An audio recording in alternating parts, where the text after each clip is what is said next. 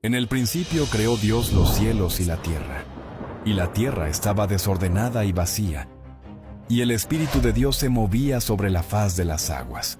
Y dijo Dios: sea la luz. Y fue la luz. Y vio Dios que la luz era buena, y separó Dios la luz de las tinieblas.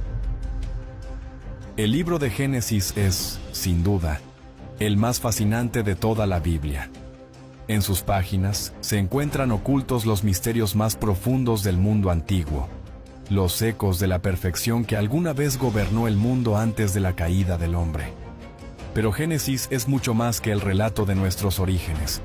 Contiene un secreto antiguo, un código oculto que, una vez revelado, ilumina no solo el resto de las Escrituras, sino el corazón mismo de la historia divina. Génesis guarda en sus líneas el enigma central de toda la Biblia. Hoy nos adentraremos en este viaje, recorriendo sus complejas historias, sus misteriosos personajes y las señales en busca del gran secreto que revela el plan completo de Dios para la humanidad. Nada era azar en la creación, nada era imperfecto. Todo, desde el más diminuto animal hasta la más grandiosa fiera, cantaban la gloria de su Creador. La armonía era absoluta. Todo estaba en perfecta sincronía y belleza. Por encima de cualquier maravilla de la creación, Dios había reservado su obra más sublime, el hombre, el ser destinado a gobernar y embellecer la majestuosa obra de su Creador. Él, a diferencia del resto de la creación, poseía un regalo invaluable, la voluntad. Él podía libremente decidir amar a su Creador o elegir un camino distinto. La misión del hombre era sencillamente grandiosa: reflejar la gloria de su Creador y gobernar toda la tierra con justicia, sabiduría y amor, llenándola del mismo orden y belleza que emanaban del trono de Dios, el Edén. El jardín del Edén no era solo un bello lugar místico, era la majestuosa casa del Padre, en la cual el hombre se prepararía para gobernar por siempre toda la creación de Dios. Allí aprendería a amar y a confiar en su Creador, y allí sería perfeccionado para llenar toda la tierra de la belleza de Dios. Era solo cuestión de tiempo para que la semilla divina creciera en su ser. El hombre no era solo una pieza más en el vasto lienzo de la creación. Era el administrador de la gran obra de arte divina, encargado de continuar el esplendor que Dios había iniciado. El gran y sabio Padre lo había hecho todo perfecto, y en el centro de esa perfección, la voluntad otorgada al hombre era el testimonio más sublime de su amor. El regalo de la voluntad solo tenía un límite. El hombre no debía intentar decidir lo bueno y lo malo por sí mismo. No debía comer del árbol del bien y del mal. Dios a cada momento le acompañaría, y eso era suficiente para aprender a gobernar el mundo. Todo era felicidad y armonía, hasta que de repente, una criatura astuta irrumpió en el escenario de la vida, trayendo consigo una pregunta aparentemente amistosa e inocente, dirigida a la mujer. ¿De verdad Dios les ha dicho? Lo que parecía una simple pregunta, escondía una siniestra intención: sembrar la semilla de la desconfianza. La serpiente atacaba la imagen de bondad, generosidad y amor del Creador, insinuando que quizá Dios no era tan transparente como parecía. Pero el golpe más letal llegó con la siguiente afirmación: no morirán. Serán como Dios cuando coman del árbol del bien y del mal. Con esas palabras, la serpiente no solo contradijo al Creador, sino que increíblemente le ofreció al hombre lo que no necesitaba. El hombre ya había sido creado a imagen de Dios, con la dignidad y el privilegio de una relación perfecta de amor y confianza con su Creador. Sin embargo, la serpiente insinuaba que todo aquello no era suficiente, que había algo más, algo que Dios estaba ocultando. La astucia real de la serpiente radicaba en ofrecer al hombre lo que ya poseía, pero bajo un disfraz de independencia y autosuficiencia. Presentó la tentación de un camino más rápido hacia la grandeza, pero lo que parecía una oferta de libertad suprema era en realidad la semilla de la rebelión, del orgullo y finalmente de la muerte. La mujer Escuchando a la serpiente, vio que el fruto era bueno para comer.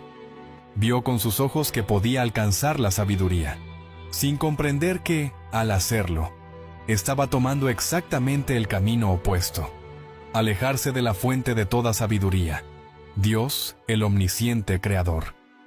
Ella ofreció a su marido, el cual comió como ella, y pronto algo realmente trágico ocurrió. El hombre ahora era capaz de decidir lo bueno y lo malo por sí mismo, separándose así de la fuente de la vida y la verdad. Lo que parecía una decisión sin importancia, reveló pronto sus terribles consecuencias. El hombre ahora se avergonzaba de su desnudez, y su nuevo conocimiento le hizo pensar que podía solucionarlo a su manera, cubriéndose con unas hojas que nada podían hacer para ayudarlo. Dios de inmediato lo llamó para darle una oportunidad. Él se escondió. Ya no podía confiar en su Creador, y lo peor, ahora lo acusaba de darle la mujer que lo hizo caer. Después apuntó su dedo acusador hacia la mujer, y Eva apuntó a la serpiente. Dios, quien lo amaba profundamente, no le ocultó las consecuencias de su lamentable decisión. La tierra, que antes daba fruto en abundancia, ahora produciría espinos y cardos. El dolor, la separación y la muerte llegarían como invitados no deseados al escenario de la creación. Este primer acto de independencia trajo consigo no solo sufrimiento, sino una cadena de rupturas que se extenderían a todos los aspectos de la vida humana. La relación con Dios, con su pareja, con la tierra y con la vida misma quedó quebrada. El hombre, destinado a traer orden y belleza al mundo, se vería ahora atrapado en una espiral de caos, dolor y muerte. Lo que la serpiente le había prometido astutamente como la vía para ser como Dios, solo lo llevó a la separación total de la fuente de la vida. Sin embargo, aunque el hombre había elegido el camino de la muerte, y había quedado condenado a vivir fuera del jardín y lejos del árbol de la vida, Dios no lo dejaría sin esperanza, ni lo abandonaría en su caída. Antes de enviarlo fuera del jardín del Edén, le hizo una promesa. Algún día, vendría uno que rechazaría la propuesta de la serpiente, que usaría el don de la voluntad para agradar realmente a Dios. Este sería el descendiente de la mujer, quien enfrentaría el mal y, aunque recibiría una herida mortal, aplastaría la cabeza de la serpiente, venciendo el pecado y restaurando lo que el hombre había perdido. La promesa no vendría sin un precio. Para mostrar su compasión, Dios cubrió la desnudez del hombre y la mujer con pieles. Unos inocentes animales fueron sacrificados para cubrir la vergüenza humana, marcando así el inicio de un mundo donde la muerte, el dolor y el sufrimiento se mezclarían con la vida. La promesa estaba hecha. A partir de ese momento, la historia humana sería una espera, una expectativa de aquel que vendría. Dios había prometido a uno que traería la victoria final sobre el pecado y la serpiente. Pero, ¿cuánto demoraría en venir? Caín y Abel, los primeros hijos de Adán y Eva, representan dos caminos radicalmente distintos en la historia de la humanidad.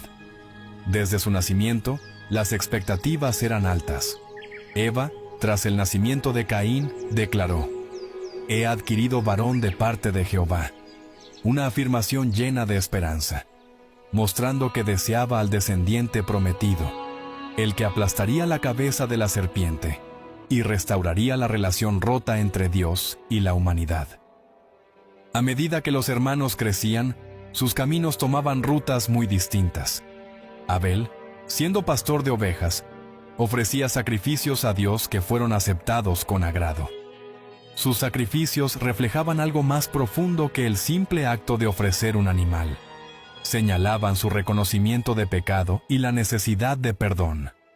Abel, al sacrificar lo mejor de su rebaño, demostraba una fe en la promesa divina y un entendimiento de su necesidad del Mesías prometido que le libertaría del pecado. Por otro lado, Caín, quien trabajaba la tierra, presentó una ofrenda que Dios rechazó, no tanto por la ofrenda como por su vida y sus obras que eran malas. un corazón que no reconocía su necesidad de Dios, ni su dependencia en la promesa de un Redentor. Dios le intentó corregir y darle una oportunidad para cambiar su actitud. Pero, en lugar de arrepentirse y reconciliarse, dejó que la envidia y el orgullo se apoderaran de él. Cuando Caín vio que Dios aceptó a Abel y su ofrenda y no la suya, la envidia lo consumió y trágicamente decidió eliminar a su hermano. La sangre de Abel clamaba desde la tierra, pero Caín no se arrepintió. Dios nuevamente lo buscó, pero su corazón, ya dominado por el orgullo y la independencia, le llevaron a construir una ciudad, para crear su propia seguridad en lugar de depender del cuidado de Dios, quien le había puesto una marca para que nadie le matara. La grieta entre el amor de Dios y el orgullo del hombre empezaba a ser cada vez más grande, pero las cosas se pondrían cada vez más oscuras. Lamec, descendiente directo de Caín, profundizó aún más la rebelión humana. No solo practicó la violencia, sino que alteró el diseño original de Dios para el matrimonio al introducir la poligamia, tomando 2 esposas. Lo más alarmante no fue solo el pecado de Lamec, sino su actitud. Él, orgulloso de su desobediencia, proclamó sin remordimiento que había matado a un hombre y a un joven, sin ningún escrúpulo. Un nuevo nivel en la caída de la humanidad había comenzado, donde el apartarse de la confianza y los principios divinos ahora se celebraba. Lamec inauguró el fatídico momento en que la humanidad comenzó a glorificar abiertamente la violencia y la inmoralidad, desmoronando cada vez más el orden que aún quedaba en la creación. A medida que la humanidad continuaba en su camino de autodestrucción, las consecuencias de seguir los pasos de Adán, intentando definir el bien y el mal, solo empeoraban. En los días previos al diluvio, los hijos de Dios vieron que las hijas de los hombres eran hermosas, y tomaron para sí a varias de ellas. Este ver con sus propios ojos claramente no era un acto de discernimiento divino, sino una repetición del error de Eva. Ellos se dejaron llevar por lo que sus ojos deseaban, y lo que era agradable al estímulo de la vista. Al igual que Eva, ellos decidieron por sí mismos lo que era bueno, sin tener en cuenta a su Creador. Pero el problema no fue solo cómo vieron las cosas. La humanidad parecía estar siguiendo el modelo de Caín y Lamec, no solo al tomar más de una esposa, sino también al llenar la tierra de violencia, como lo había hecho Lamec al jactarse de su crueldad. El patrón de autodestrucción que empezó con Caín y que Lamec profundizó, ahora se expandía por toda la humanidad. El modelo a seguir ya no era la semejanza de Dios, sino la imitación de la maldad. El resultado de estas uniones inmorales fue un incremento abrumador de la violencia y el caos. La tierra, creada para reflejar la bondad y orden de Dios, ahora estaba saturada de violencia. Dios, viendo cómo la humanidad se alejaba cada vez más de su propósito original, decidió establecer un tiempo límite definitivo a la vida humana, 120 años. Pero este tiempo para arrepentimiento resultó en una corrupción aún mayor. El hombre ya no solamente no cuidaba de la creación, sino que la destruía y la corrompía a cada momento. El diluvio, un acto de juicio, sería la única manera de detener la autodestrucción de toda la humanidad. Pero incluso en medio de este juicio, Dios demostró su misericordia, preservando a Noé, el único en toda la tierra que no había cedido a la corrupción física y moral de la humanidad. La creación en este punto preguntaba con voz desesperada, ¿dónde estaba el Mesías que Dios había prometido?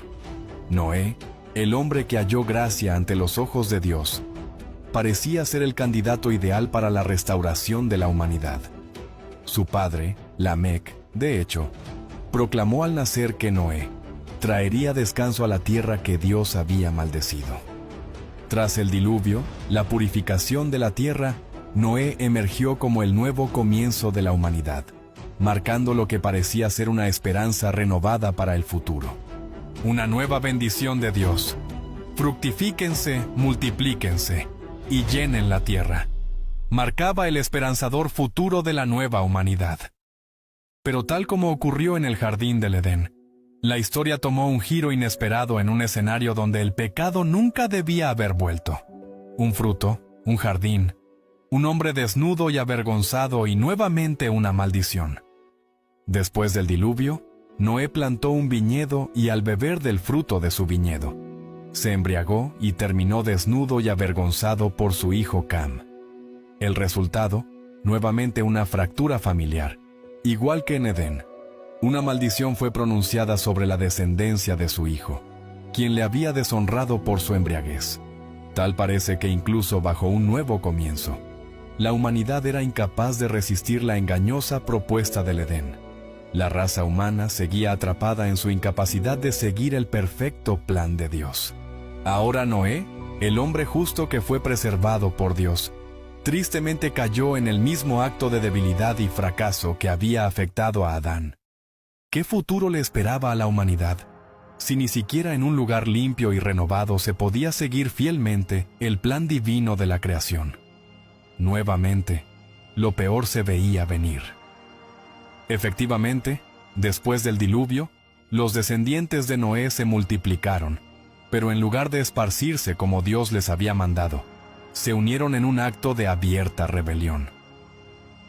Bajo el liderazgo de Nimrod, un personaje oscuro y ambicioso, quien decidió construir una ciudad y una torre, cuyo objetivo era alcanzar el cielo.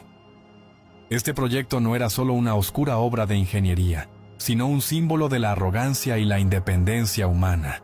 Una vez más, al igual que antes del diluvio, una declaración abierta contra la autoridad de Dios, elevándose a su nivel.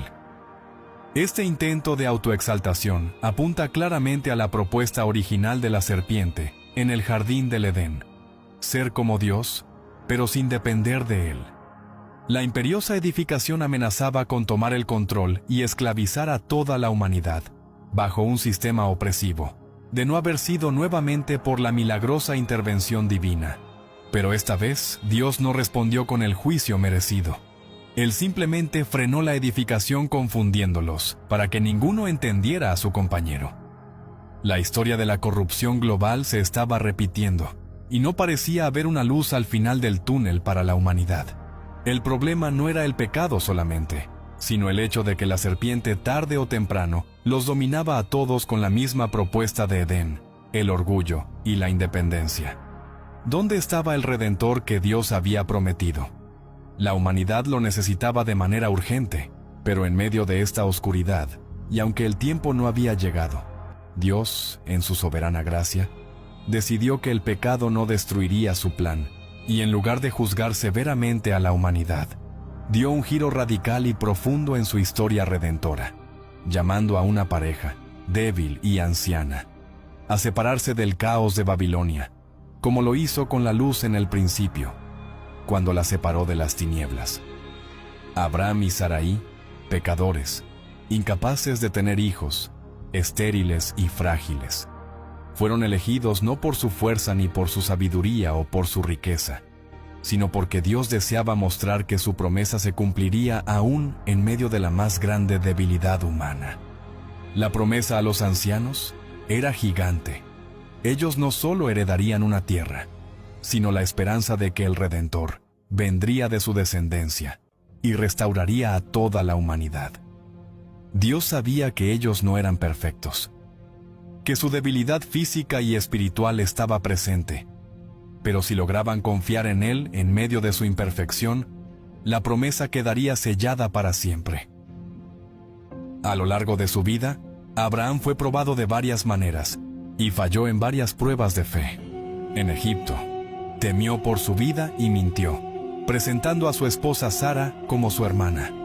También en su debilidad, cedió ante el consejo de Sara, tomando a Agar, su sierva, en un intento desesperado por asegurar la promesa de Dios a su manera.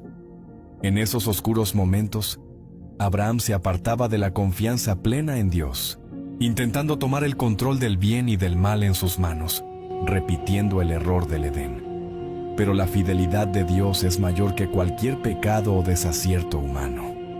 A pesar de sus fracasos, la promesa de Dios nunca se retractó, y en su gran fidelidad, guardó a los ancianos y les regaló el hijo prometido.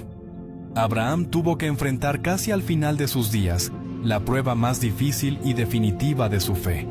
Una prueba que a su vez reveló que Dios no se había equivocado al escogerlo.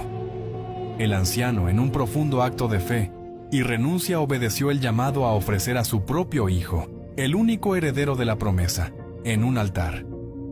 En ese momento, Abraham demostró que había entregado por completo su vida a Dios, confiando en que, aunque lo que Dios le pedía era incomprensible, su promesa de redención y bendición para toda la humanidad prevalecería. Al entregar a su hijo, Abraham entregaba también la esperanza terrenal de ver la promesa cumplida, confiando completamente en la fidelidad de Dios y renunciando a definir lo bueno y lo malo.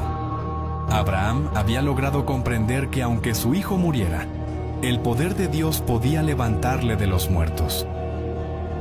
Dios, quien no deseaba quitarle a su hijo sino hacerlo padre de multitudes, le dio la noticia a través de su ángel.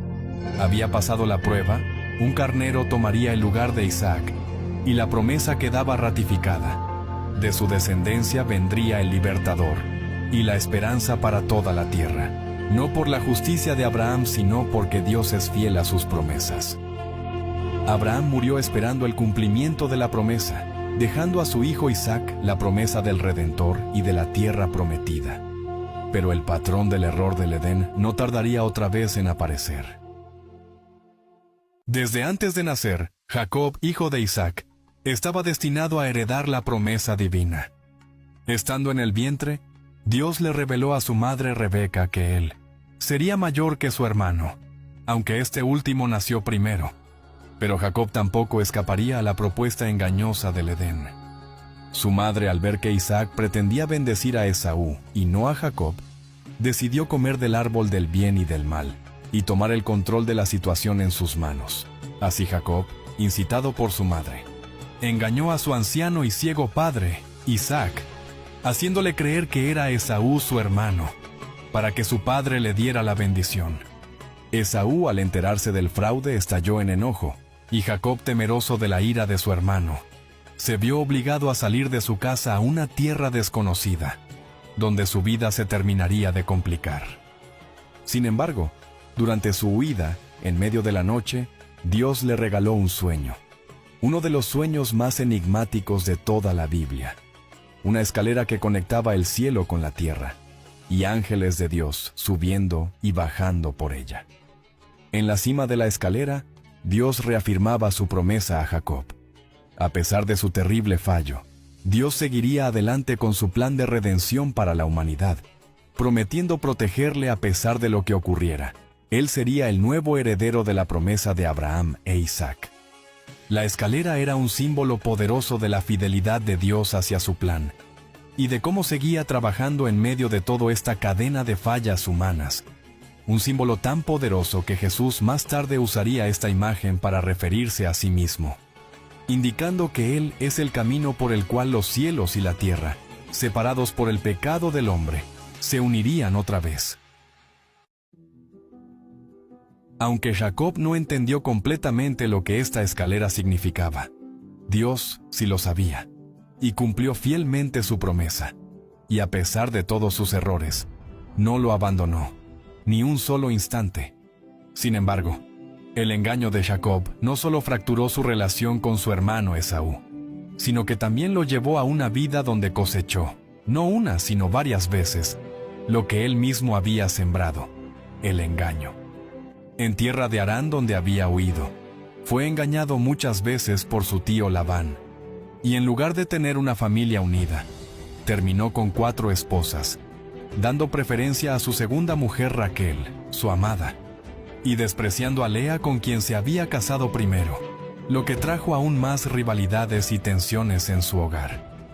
La descendencia escogida de Dios, tal parece, iba rumbo a un oscuro callejón sin salida. El astuto seductor del Edén, tras bambalinas, hacía de las suyas en la familia de la promesa.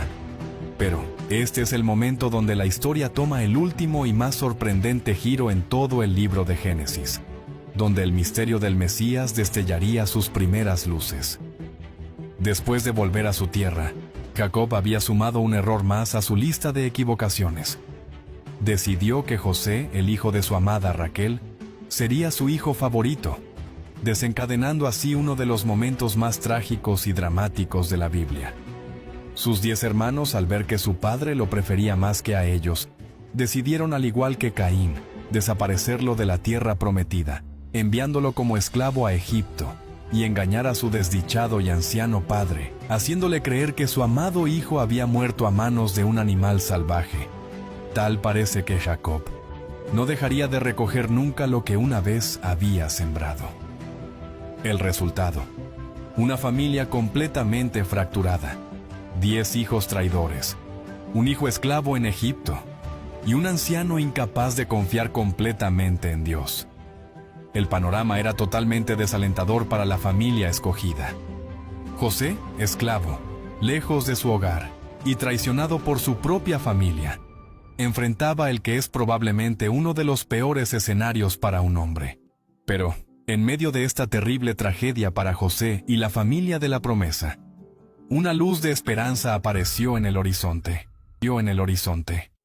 José, a diferencia de quienes habían caído antes que él, se rehusó a definir el bien y el mal por sí mismo, y decidió confiar en su Creador. Esclavo pero fiel en la casa de Potifar, fue puesto como administrador de los bienes de su amo. Al ser puesto en una posición de honor, la esposa de su amo puso sus ojos en él, y le intentó seducir varias veces.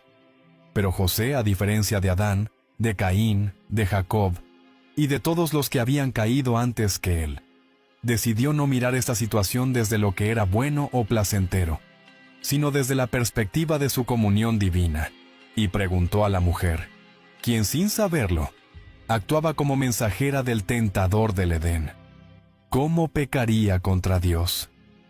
Dando a entender que su comunión con Dios era más importante que cualquier otra cosa en Egipto.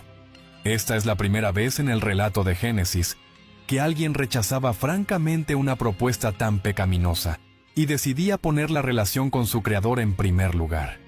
Una luz parecía emerger en la oscuridad de la humanidad. Sin embargo, las cosas no mejorarían temporalmente. En lugar de recibir gloria, José fue castigado injustamente y fue arrojado a la prisión al ser acusado por la astuta mujer. Pero aún en la prisión, José continuó caminando de la mano de Dios, en comunión y relación profunda con Él, aceptando el sufrimiento como parte integral de su vida, cumpliendo una de las señales que Dios había revelado sobre el Mesías. El hijo de la mujer sufriría, pero vencería la tentación. La luz de un libertador de la humanidad empezaba a brillar un poco más fuerte. Lo que siguió fue sorprendente. A pesar de ser encarcelado injustamente, Dios lo levantó de manera inesperada.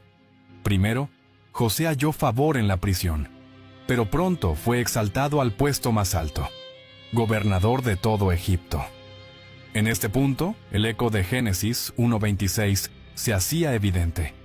Así como Dios dio al hombre el dominio sobre la tierra, José, bajo la mano de Dios, fue puesto como señor de toda la tierra de Egipto.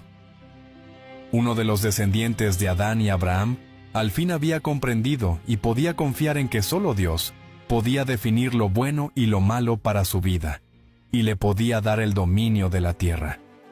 Pero lo más impactante es lo que estaba por venir. Sus hermanos, obligados por el hambre, vinieron a buscar comida a Egipto. Aquellos que lo habían traicionado, los mismos que lo vendieron como esclavo, ahora estaban a sus pies.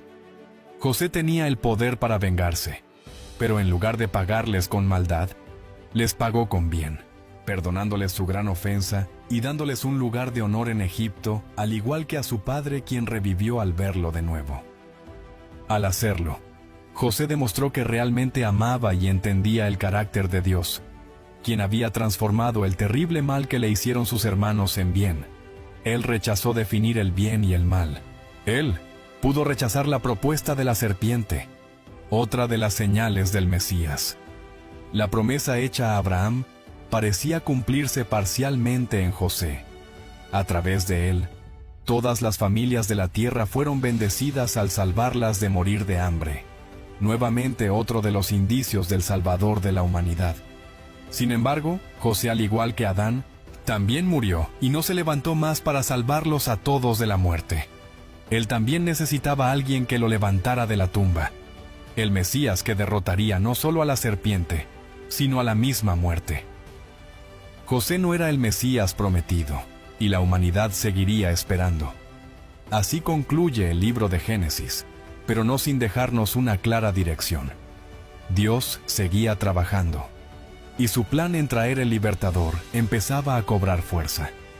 Pero entre tanto la humanidad esperaba al Salvador. El propósito divino sería cumplido en aquellos que, como José, se rehusaran a definir lo bueno y lo malo por sí mismos y a confiar en su Creador antes que su propia sabiduría. La redención de la humanidad apenas arrojaba sus primeras luces y ya sabemos dónde termina.